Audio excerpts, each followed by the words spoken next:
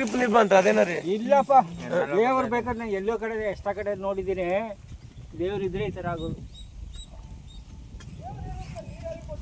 ನೋಡಲ್ಲಿ ಹೆಂಗೆ ಅಂತ ತಂಗಿ.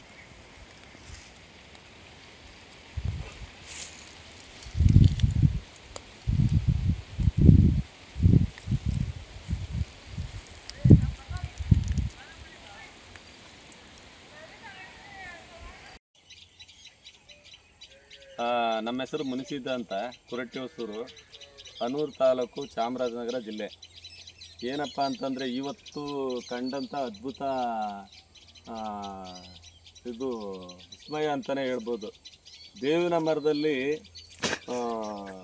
ಏನು ಇಸ ಬರಬೇಕು, ಕಹಿ ಬರಬೇಕು, ಆದರೂ ಈ ಬೇವಿನ ಮರದಲ್ಲಿ ಸಿಹಿ ಬರ್ತಾಯಿದೆ. ಏನು ಹಾಲು ಥರ ಬರ್ತಾಯಿದೆ. ಅದನ್ನು ಕೈಯಲ್ಲಿ ಹಿಡಿದು ನಾವು ಬಾಯಲ್ಲಿಟ್ಟು ನೋಡಿದಾಗ ಸೇಮ್ ಸಕ್ಕರೆ ಅಥವಾ ಜೇನುತುಪ್ಪ ಥರನೇ ಬರ್ತಾಯಿದೆ. ಅದಕ್ಕೆ ನಾವು ಈಗ ಇದೇನು ದೇವರೇ ಇಲ್ಲಿ ಏನು ಉದ್ಭವ ಆಗ್ತಾ ಇದೆಯಾ, ಇಲ್ಲಿ ಏನಂತನೂ ನಮಗೆ ತೋರಿಸ್ತಾ ಇಲ್ಲ. ಇಲ್ಲಿ ನಮಗೆ ಒಂಥರ ಆತಂಕ ಉಂಟಾಗಿದೆ. ಧನ್ಯವಾದಗಳು.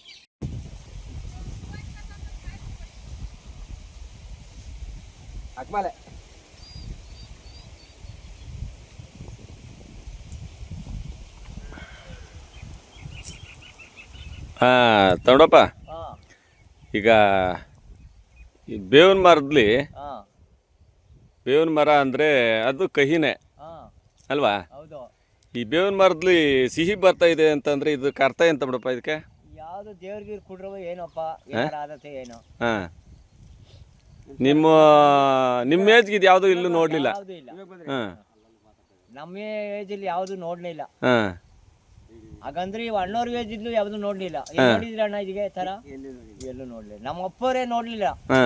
ಬೇವಿನ ಮರದಲ್ಲಿ ಸಿಹಿ ಬರ್ತಾ ಇದೆ ಅಂತ ಎಲ್ಲೂ ನೋಡ್ಲಿಲ್ಲ. ಹಾಂ, ಇದಕ್ಕೆ ನಾವೇನಾರು ದೇವ್ರಿಗೆ ಇವ್ರ ತರ ಏನಾರು ಸ್ಥಾಪನೆ ಮಾಡಿ ಇಡ್ಬೇಕತ್ತ ಹೆಂಗೆ? ನಾನು ಹೇಳುವಾ, ಒಂದು ಇದು ಮಾಡಿ ಒಂದು ಕಾಯಿ ಹೊಡೆದೆ ಬೆಳಗ್ಗೆ ಹೊತ್ತಲಿ, ಒಂದು ಕೆಂಪನ್ ಬಟ್ಟೆ ತಂದು ಉಡ್ಸ್ಬಿಟ್ಟು ನೋಡ್ರಿ ಯಾವ್ದಾರು ಏನಾರು ಇಲ್ಲಿ ಉತ್ಪತ್ತಿ ಆದತ್ತು ಏನೋ ಈ ತರ ಬಂದದ್ದು ಎಲ್ಲೂ ನೋಡನೇ ಇಲ್ವೇ.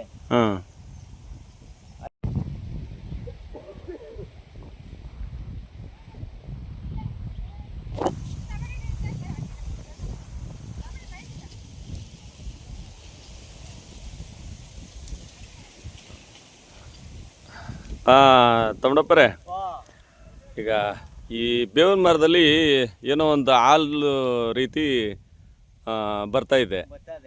ಅದು ನಿಮ್ಗೆ ಅದು ತಿಂದ್ರೆ ಏನು ಅನ್ಸುತ್ತೆ? ಇದು ತಿಂದ್ರೆ ಒಂಥರ ಚಕ್ರೆ ರೀತಿ ಅದೇ ಸಿಹಿ, ಒಂಥರ ಬೆಳ್ಳಗ ಹಾಲು ಬರ್ತಾ ಇದೆ. ತಿಂದು ನೋಡಿದಿರಾ? ತಿಂದು ನೋಡವಿ. ಈಗ ನೋಡೋ ತಿನ್ಪೈದು. ಏನ್ ಜೇನುತುಪ್ಪ ತರ ಚಕ್ರೆ ಕಣಗೆ. ಸಿಹಿ. ಈ ತರ ಬೇವಿನ ಮರದಲ್ಲಿ ಯಾವಾಗಾದ್ರೂ ನೀವು ಈ ತರ ಸಿಹಿ ಬಂದಿದ್ದೆಲ್ಲ ನೋಡಿದಿರಾ? ಇಲ್ಲ, ನಮಗೆ ಬುದ್ಧಿ ಬಂತ ಎಲ್ಲೂ ಕಾಣಪ್ಪ. ಹೌದಾ? ಸರಿ ಸರಿ. ಆಮೇಲೆ ಇದು ಈ ತರ ಬರ್ತಾ ಇರೋದು ಏನಾದ್ರು ಏನಕ್ಕೆ ಅಂತ ನಿಮ್ಗೆ ಏನಾದ್ರು ಗೊತ್ತಿದ್ಯಾ? ಯಾವ್ದೋ ಈ ತರ ಬರ್ತಾ ಇರೋದು ಯಾವ್ದೋ ಮಾರಮ್ಮ ಮಾರಿ ಕುಶಲ ಅನ್ನೋದಪ್ಪ ನಮ್ಗೆ. ಯಾವ್ದೋ ದೇವ್ರಿಗೆ ಉತ್ಪತ್ತಿ ಆಗತ್ತೇನೋ ಅಂತ ಮರದಲ್ಲಿ ನಮ್ಗೆ ಬುದ್ಧಿ ಕೊಡ್ತಾ ಇದೆ. ಸರಿ ಸರಿ, ಆಯ್ತು.